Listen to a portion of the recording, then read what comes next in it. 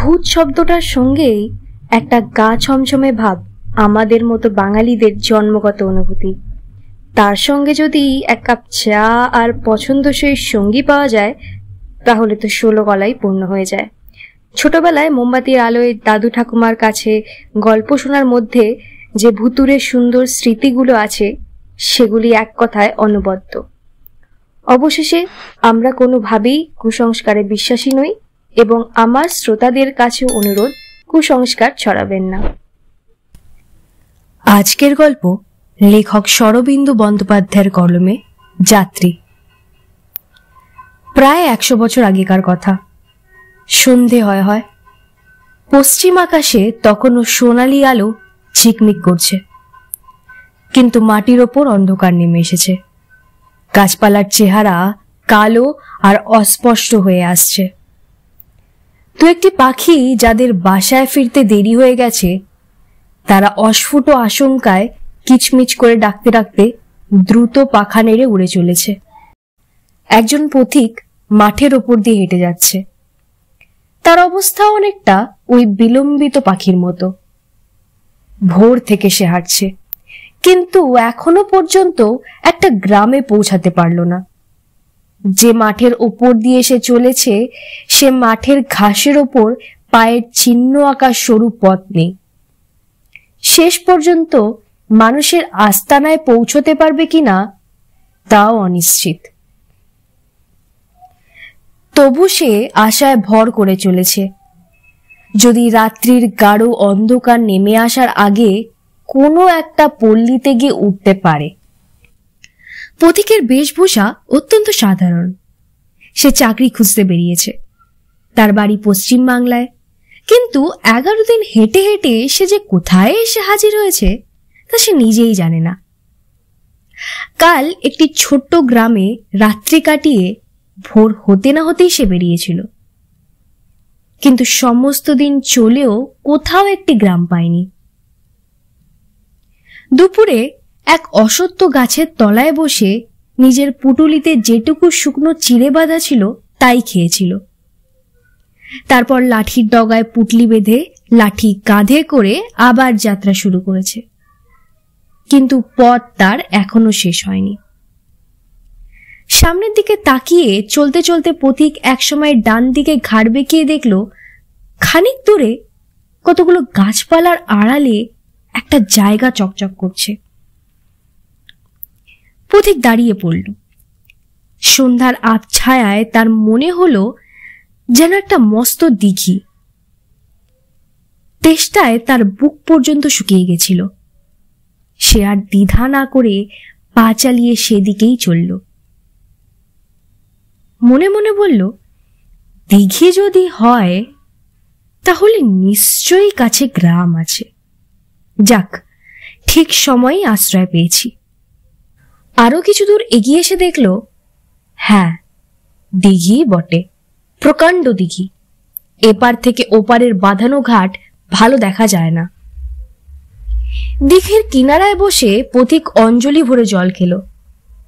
চোখে মুখে জল দিয়ে অনেকটা ঠান্ডা হয়ে সে উঠে দাঁড়ালো। দিনের আলো তখন আরো ক্ষীণ হয়ে এসেছে। দিঘির ওপার পর্যন্ত ভালো নজর চলে না। তবু তার মনে হলো দিঘির ঘাটের ওপর একটা সাদা শাড়ি পরা মেয়ে কলসি ভরে জল নিয়ে উঠে চলে গেল। পথিক তখন নিশ্চিন্ত হলো যে কাছে নিশ্চয়ই গ্রাম আছে। সে তাড়াতাড়ি লাঠি কাঁধে ফেলে যেদিকে ওই মেয়েটি গোধূলির আধারে মিশে গেল সেই দিকে চলতে আরম্ভ করল। দিঘির অপর পারে পৌঁছে সে দেখল সামনে এক সারি বাবলা গাছ, আর তার ফাঁক দিয়ে এক মস্ত গ্রামের অনেক চালাঘর দেখা যাচ্ছে। পথিকের তখন ক্ষুধায় ক্লান্তিতে দেহ অবসন্ন, তাই সে ভালো করে সব দিক লক্ষ্য না করেই সেই দিকে ছুটে চলল। যদি ভালো করে লক্ষ্য করত তাহলে দেখতে পেত যে মেটে বাড়িগুলোর দেওয়াল অনেক জায়গায় ধসে গেছে। উপরে খড়ের চাল রোদ বৃষ্টিতে খসে পড়েছে, যেন কতকাল এসব বাড়িতে কেউ বাস করেনি।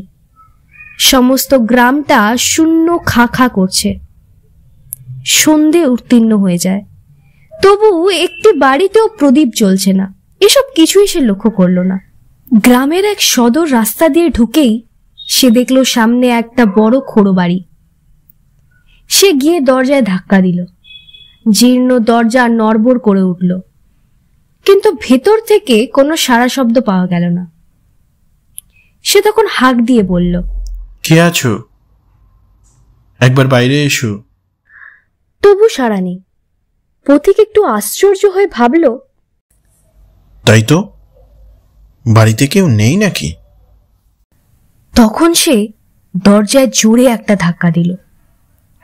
সঙ্গে সঙ্গে দরজা খুলে গেল, কিন্তু তবু কোনো মানুষের পায়ের শব্দ কি গলার আওয়াজ পাওয়া গেল না। পথিক একটু ইতস্তত করে মাটিতে লাঠি ঠুকে গলা খাকারি দিয়ে আস্তে আস্তে ভিতরে ঢুকল। ভিতরে ঢুকেই সে একেবারে অবাক হয়ে গেল। এ কি, বাড়ির উঠোনে হাঁটু পর্যন্ত কাটা গাছ আর আগাছার জঙ্গল। ওদিকের ঘরগুলো সব অন্ধকার। পথিকের হঠাৎ গা ছমছম করে উঠল। এ বাড়িতে কি কেউ থাকে না? পুরো বাড়ি। সে সাহসে ভর করে আরো একবার ডাক দিল, বাড়িতে কেউ আছো? এইবার তার প্রশ্নের জবাব এলো। ওদিকের অন্ধকার ঘরের ভেতর থেকে কে যেন মেয়েলি গলায় বলল, কে গা তুমি? পথিকের এবার সাহস হলো। যাক, তাহলে বাড়িতে লোক আছে। সে বিনীতভাবে বলল, মা, অনেক দূর থেকে আসছি, আজকে রাত্রির জন্য আমাকে থাকতে দিতে পারবে? ওদিক থেকে জবাব এলো, পারবো, তুমি বসো। কোথায় বসবে? চারিদিকে জঙ্গল। পথিক এদিক ওদিক তাকাচ্ছে। এমন সময় হঠাৎ দেখল ঠিক তার সম্মুখে একটি স্ত্রীমূর্তি দাঁড়িয়ে আছে। এমন আচমকা স্ত্রীলোকটি এসে উপস্থিত হলো যে পথিকের মনে হলো যেন ভোজবাজি। স্ত্রীলোকটির মুখ সে দেখতে পেল না, কারণ মুখ ঘোমটায় ঢাকা ছিল। সে তাড়াতাড়ি বলল, মা, তোমাদের পুরুষেরা কোথায়? তাদের তো কাউকে দেখছি না। স্ত্রীলোকটি ঘোমটার ভেতর থেকে বলল, পুরুষ কেউ নেই, তুমি এসো। স্ত্রীলোকটির পেছন পেছন পথিক দাওয়ার ওপর উঠল। দাওয়াটি বেশ পরিষ্কার। সে পুটুলি নামিয়ে খুঁটি ঠেসান দিয়ে বসল। স্ত্রীলোকটি বলল, তুমি সমস্ত দিন কিছু খাওনি, নিশ্চয়ই খিদে পেয়েছে। ঘরে ঠান্ডা ভাত আছে, খাবে? পথিক খুশি হয়ে বলল, তাহলে তো ভালো হয়, আবার রেঁধে খেতে গেলে অনেক দেরি হয়ে যাবে। সত্যিই বড় খিদে পেয়েছে। ঘোমটা ঢাকা মেয়ে মানুষটি এতক্ষণ তার সামনে দাঁড়িয়েছিল, অকস্মাৎ অদৃশ্য হয়ে গেল। পথিক কিছুক্ষণ সেদিকে তাকিয়ে রইল। তারপর ধর্মর করে উঠে দাঁড়ালো। তার বুকের মধ্যে ঢিপ ঢিপ করতে লাগলো। পুরো বাড়ির মধ্যে এ কি অলৌকিক ব্যাপার! সে পালাবে কিনা ভাবছে। এমন সময় দূর থেকে আওয়াজ এলো, চলে যেও না, তুমি অতিথি, না খেয়ে গেরস্তর বাড়ি থেকে যেতে নেই। পথিক আবার বসে পড়ল। তার পা দুটো এমন কাঁপছিল যে সে দাঁড়িয়ে থাকতে পারল না। কিছুক্ষণ পরে ভাতের থালা হাতে স্ত্রীলোকটি তেমনি আশ্চর্যভাবে তার সামনে আবির্ভূত হল। থালাখানা তার সম্মুখে নামিয়ে রেখে বলল, খাও। তারপর দেয়াল ঘেঁষে বসল। অন্ধকারে থালায় কি আছে পথিক কিছুই দেখতে পারছিল না। কম্পিত স্বরে বলল, একটাও বাতি নেই কি? জবাব এলো, বাড়িতে তেল নেই। ভয়ে পথিকের গলা বুজে আসছিল, তবু সে থালায় যা ছিল তাই তুলে মুখে দিতে লাগলো, কিন্তু কি যে খাচ্ছে তা বুঝতে পারল না। কিছুক্ষণ সব নিস্তব্ধ। পথিক কলের পুতুলের মতো খেয়ে যাচ্ছে, কিন্তু তার সমস্ত অন্তরাত্মা পড়ে আছে ওই কাপড় ঢাকা স্ত্রীলোকটির দিকে। তাকে ভালো করে দেখতে পারছে না। মাঝে মধ্যে সন্দেহ হচ্ছে হয়তো বা আবার অদৃশ্য হয়ে গেছে। শেষে আর নীরবতা সহ্য না করতে পেরে সে বলে উঠল, এই গ্রামের নাম কি? বীরগা। পথিক চমকে উঠল। বীরগা? তার মনে পড়ে গেল কাল রাতে আগের গ্রামে সে শুনেছিল এ অঞ্চলে বীরগা বলে এক মস্ত গ্রাম ছিল। 5 বছর আগে প্লেগ মহামারীতে একেবারে শূন্য হয়ে গেছে।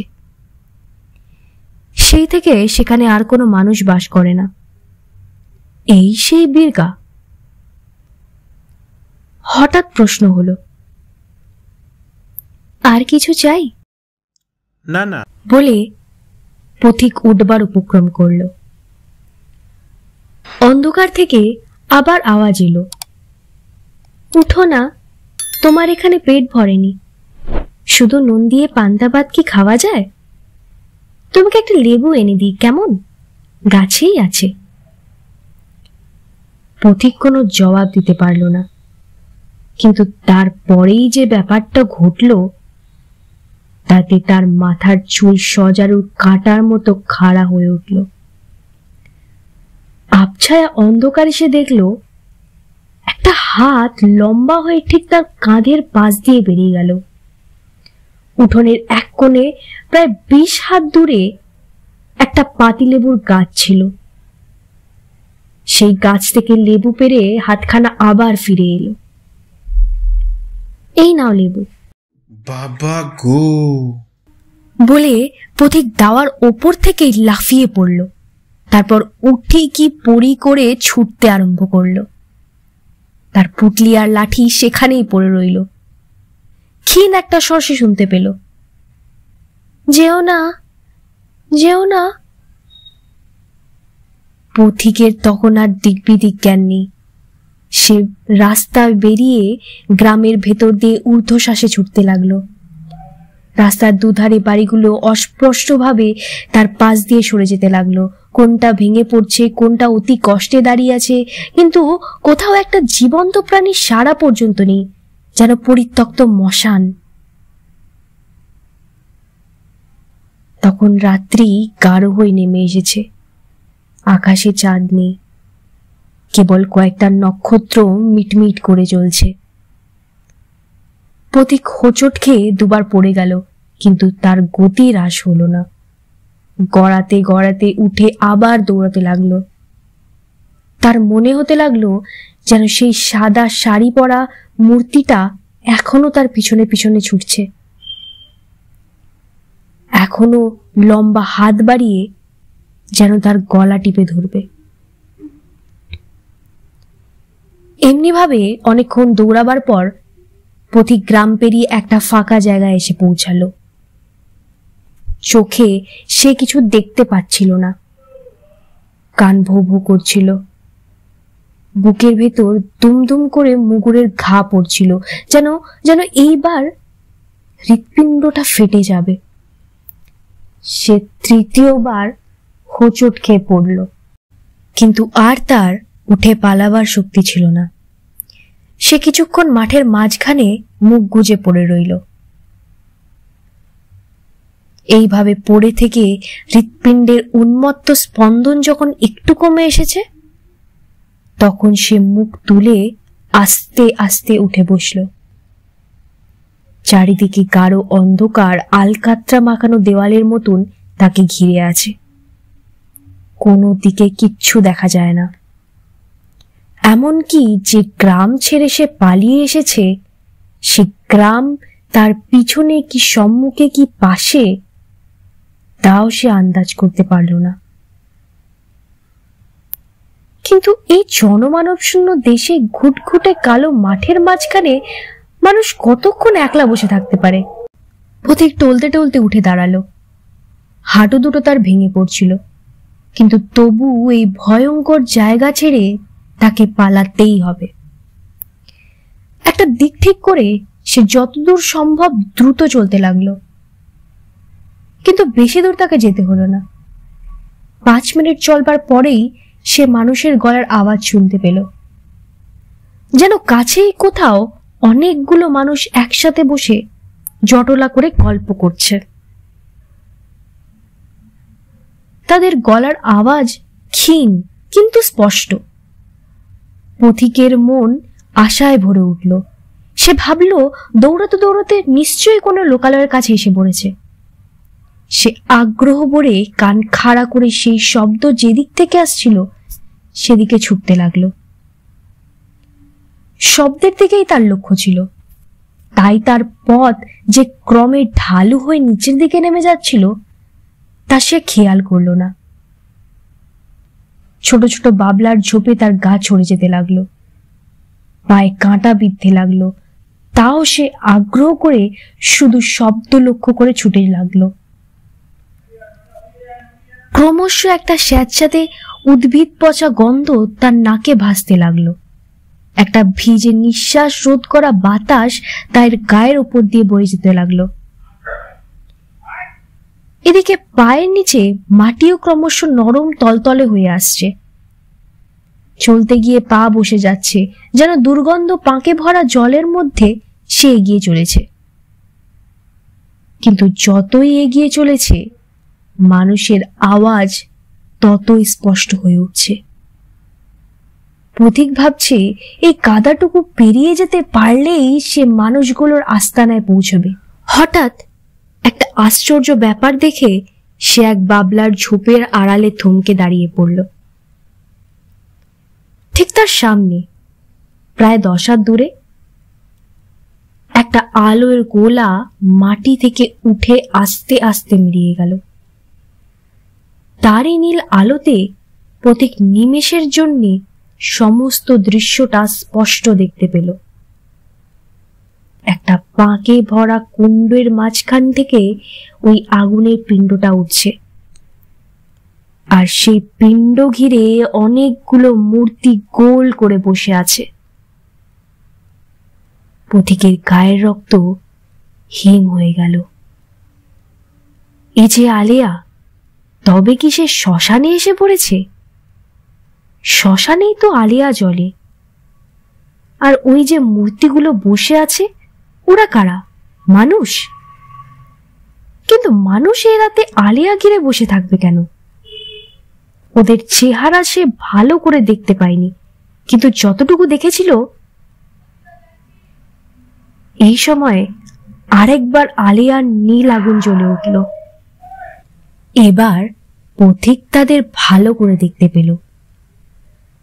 মানুষ নয়, তারা মানুষ নয়, শুধু এক পাল আস্ত কঙ্কাল। তাদের গায়ে মুখে কোথাও এতটুকু মাংস নেই।